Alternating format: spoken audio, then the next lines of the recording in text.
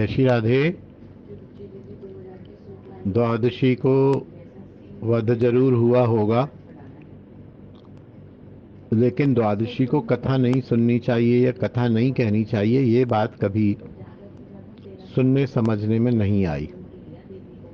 भागवत सप्ताह होती हैं, यहाँ वृंदावन में भी होती हैं, सैकड़ों होती हैं, तो ऐसा कभी भी सुनने कहने में नहीं आया कि द्वादशी नहीं पढ़नी चाहिए, त्रयोदशी से ही कथा होती हो। कई बार देखा, एकादशी होती है कथा में, द्वादशी भी होती है, त्रयोदशी भी होती है, पूर्णिमा भी होती है।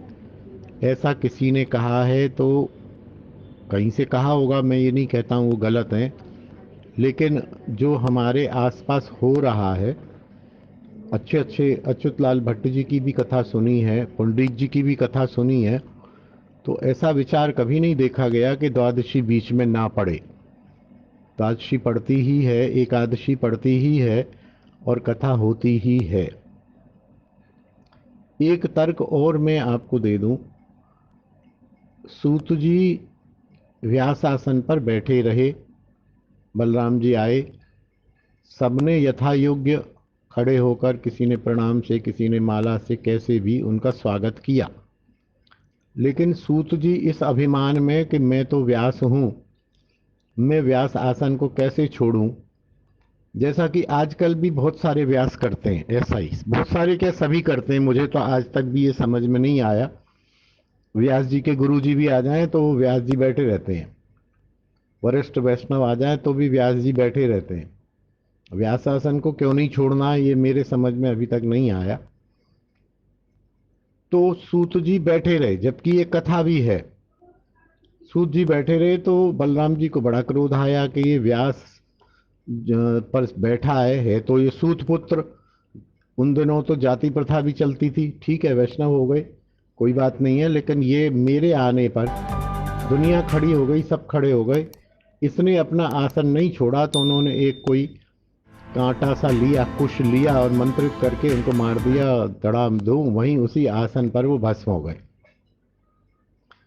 भस्म हो गए तो सभी चिंतित हो गए और सभी ने बलराम जी से कहा, प्रभु ठीक है आपका इसने अपराध किया था, लेकिन अब तो एक और गड़बड़ी हो गई कि अब हमें कथा कौन सुनाएगा,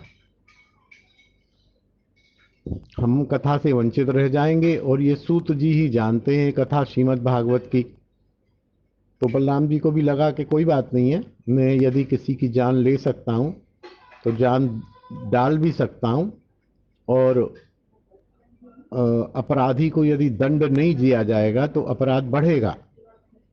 तो कुल मिला के बलराम जी ने वहाँ जल छिड़का, और जल छिड़क के वहाँ पर सूत जी दूसरे उनके पुत्र रूप में वहीं के वहीं मूर्तिमान होके बैठ गए, और बलराम जी की प्रभाव से, योग माया से, उनको ये भी पता नहीं चला कि मेरे पिता को मारा गया और उसी पिता की राख से मैं उत्पन्न हुआ, ऐसा उनको पता भी नहीं चला।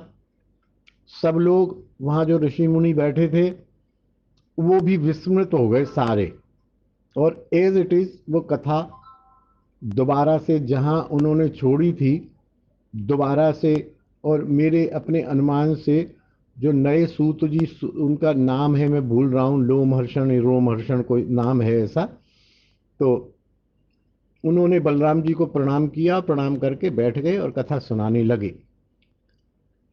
तो जिस समय, जिस दिन मान लो द्वादशी को ही वध हुआ था, तो द्वादशी को सूत जी को पुनर्जीवन भी मिला था, तो इसलिए जब वध हुआ तो ठीक है और पुनर्जीवन मिला तो ठीक है। और भागवत कथा जो होती है, भागवत कथा या भक्ति के अंग जो हैं, वो कभी भी किसी चीज के, तिथि के या सुबह के या शाम के या इसके अपेक्षा नहीं रखते हैं। आप नियमित प्रतिदिन भागवत कथा करती हैं तो आप भागवत कथा करें, और मेरे विचार से ये द्वादशी वाले संशय को त्याग दें, बिल्कुल ये प्रामाणिक नहीं है। और अब जो है, आप मेरी वाली दृष्टि से निगाह रखें, कहीं भागवत सप्ताह हो, आए दिन व्हाट्सएप पर और कार्ड आए रहते हैं, भागवत सप्ताह फलानी तारीख से फलानी तारीख, फलानी तारीख से फलानी तारीख, तो उसमें देखें द्वादशी पड़ती है कि नहीं पड़ती है।